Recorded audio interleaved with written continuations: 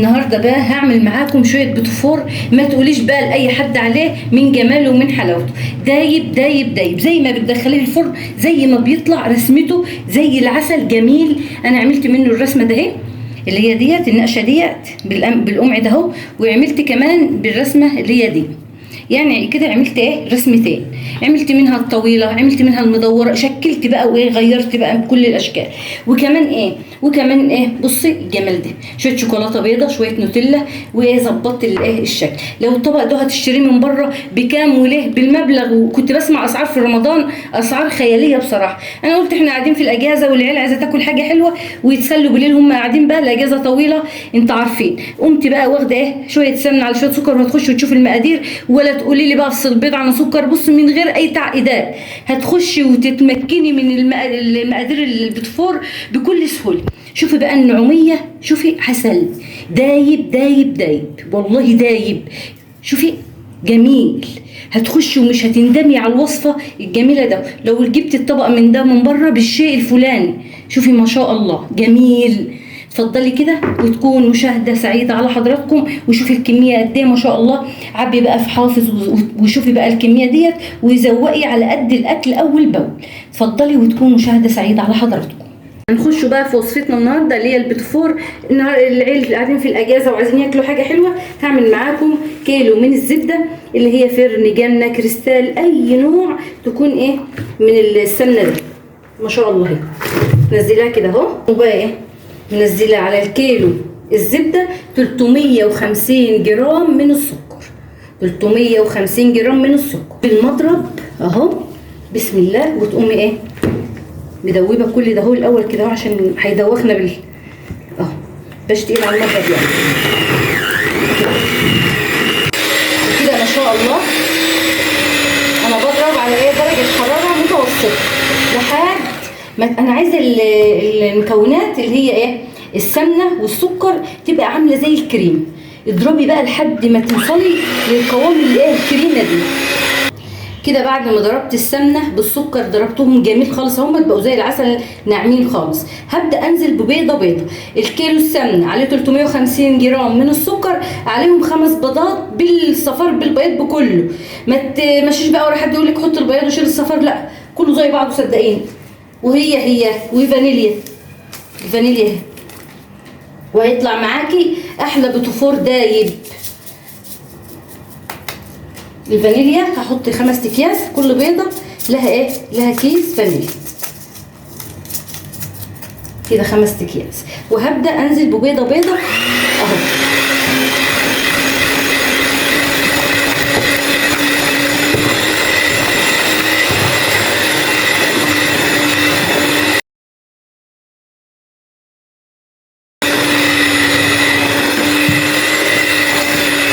تاخدي بقى بوتفور دايب وناعم وعسل ما شاء الله.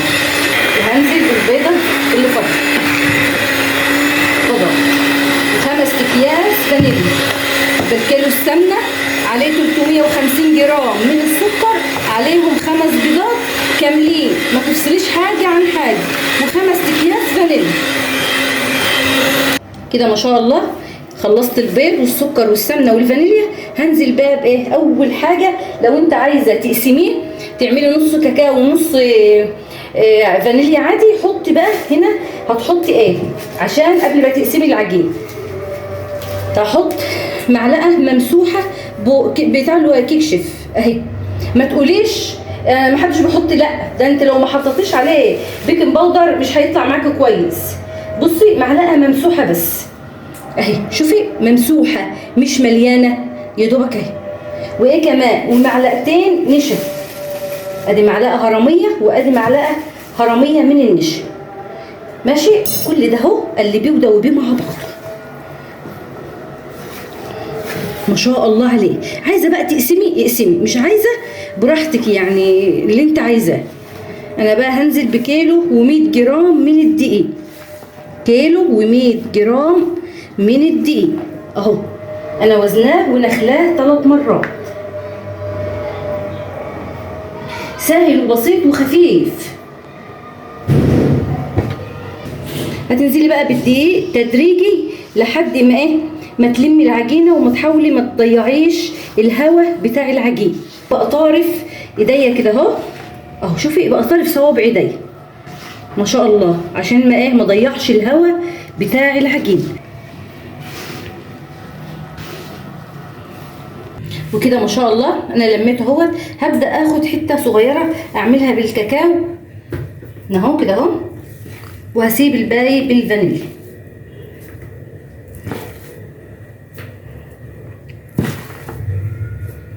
اهو حبه كده وحبه كده.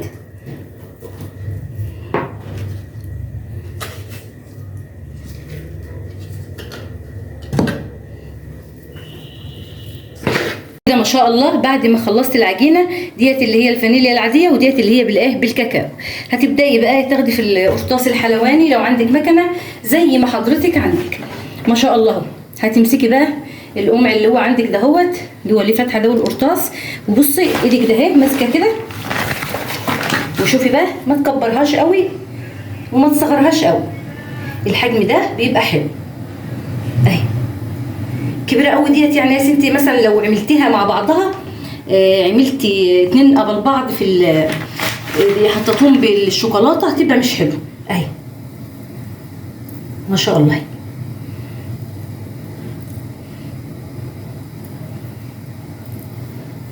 اللي ما تعجبكيش وانت بتعمليها بتشيلها عادي يعني ما تسيبهاش.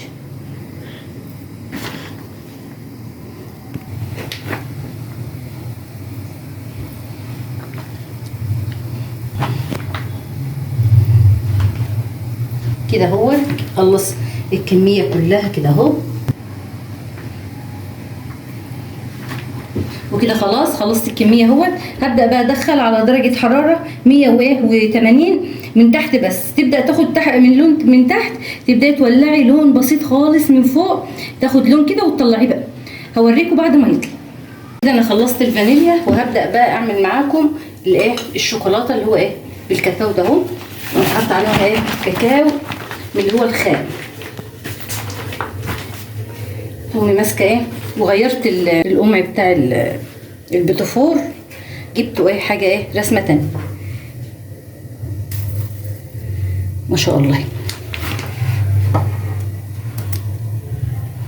عايزه بقى تكبري تصغري ده حاجه ترجع لحضرتك.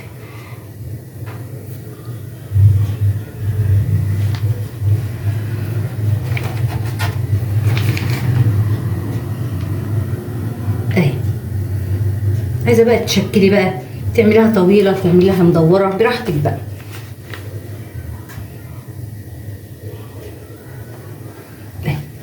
عسل. هدخله بقى الفرن وما يطلع هوريكم بقى الجمال بتاع البيتفور الخفيف اللي زي ما بيدخل الفرن زي ما بيطلع. كده خلصت وصفتي معاكم النهارده.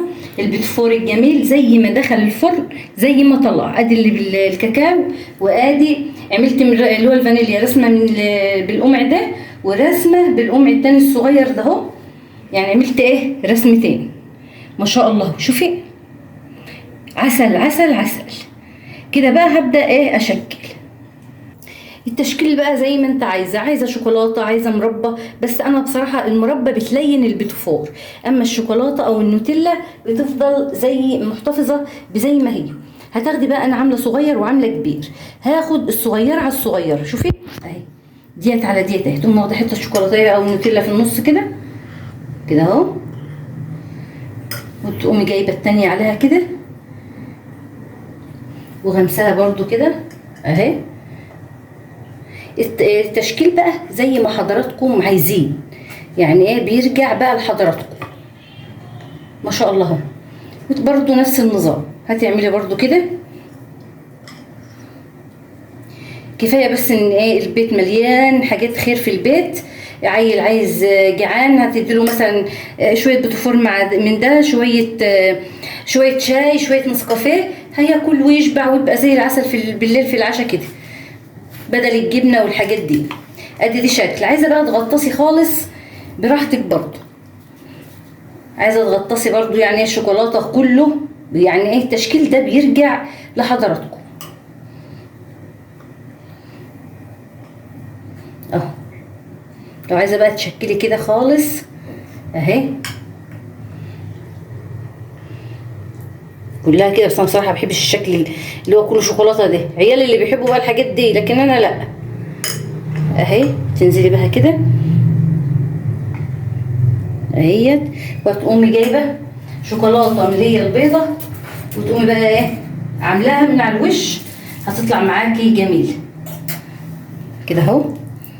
افتح بس فتحه، وتقومي بقى نازله عليها بشوكولاته ايه بيضه، وهتبقى جميله وحلوه معاك كده كده.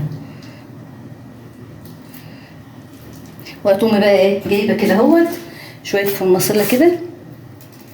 يبقى انت عندك بقى التشكيل ده يرجع لحضراتكم اهو. هعمل كمان اهوت ما شاء الله كده اهو.